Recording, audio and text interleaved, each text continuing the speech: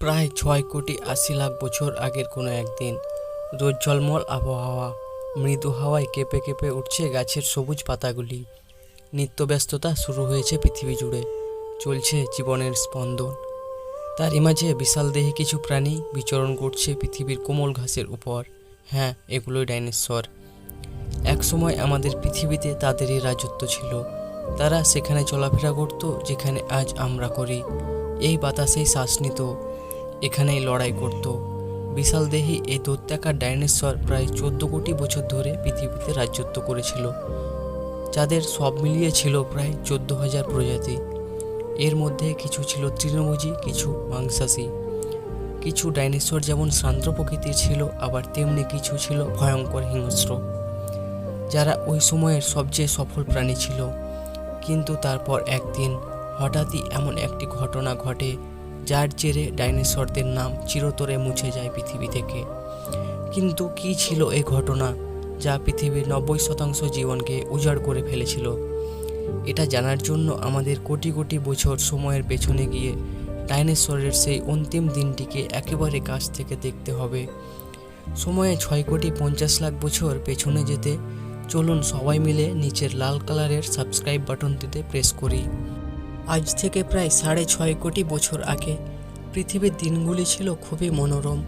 চারিদিকে ছড়িয়ে ছিল সূর্যের ঝলমলে আলো, ঘন জঙ্গলগুলিকে আঘাত করছিল সমুদ্রের ঠান্ডা হাওয়া, আর ডাইনোসরদের হুঙ্কারে মুখরিত হয়ে উঠছিল চারিদিক।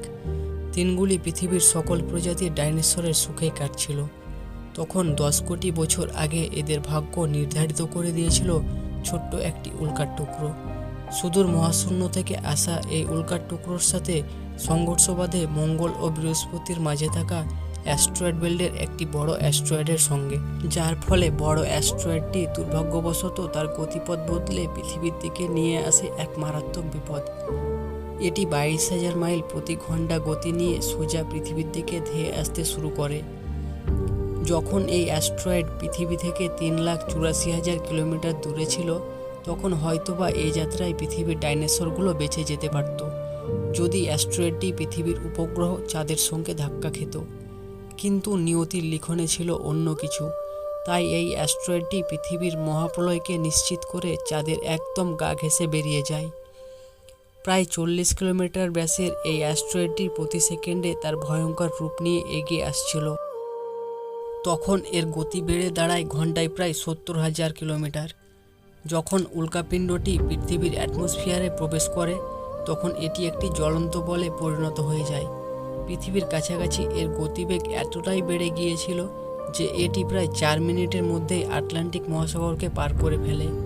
এর উজ্জ্বলতা এতই তীব্র ছিল যে আকাশে এটিকে দেখার পর হাজার হাজার জীবজন্তু অন্ধ হয়ে যায়। তারা উল্কাটিকে দেখতে না পেলেও তার ভয়ঙ্কর তাপ অনুভব করতে পারছিল। কিছু মুহূর্তের মধ্যে এটি মেক্সিকোর সমুদ্র তীরবর্তী অঞ্চলে গিয়ে আছড়ে পড়ে। 10টি হাইড্রোজেন বোমার ক্ষমতাসম্পন্ন একটি বিস্ফোরণ হয়। সংঘর্ষের সাথে সাথে সেই অঞ্চলের আশেপাশের 800 কিলোমিটারের মধ্যে থাকা সমস্ত প্রাণী ও গাছপালা নিমেষে পুড়ে ছাই হয়ে যায়। এই বিস্ফোরণ এতই ভয়ানক ছিল যে সংঘর্ষের সাথে সাথে লক্ষ লক্ষ মেট্রিক টন ধাতু আকাশে চলে যায়। সংঘর্ষের জায়গায় 180 কিলোমিটার চওড়া ও 20 কিলোমিটার গভীর গর্ত তৈরি হয় এবং পৃথিবীর আকাশ ছেয়ে যায় কয়েক কিলোমিটার পুরো ধুলোর মেঘে।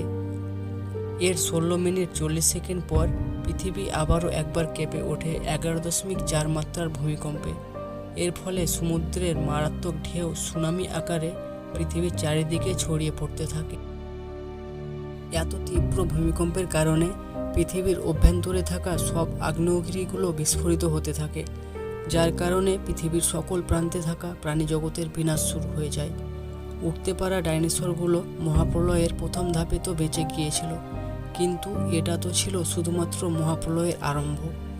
বিস্ফোরণের কারণে যে লক্ষ লক্ষ মেট্রিক টন ধাতু আকাশে উঠে গিয়েছিল, সেগুলো ঠিক 40 মিনিট পর পৃথিবীর মাধ্যাকর্ষণ শক্তির প্রভাবে আগুনের জ্বলন্ত বল আকারে মাটিতে পড়তে থাকে, যে কারণে আকাশে থাকা কোনো প্রাণীও এই মহাপ্রলয় থেকে রেহাই পায়নি।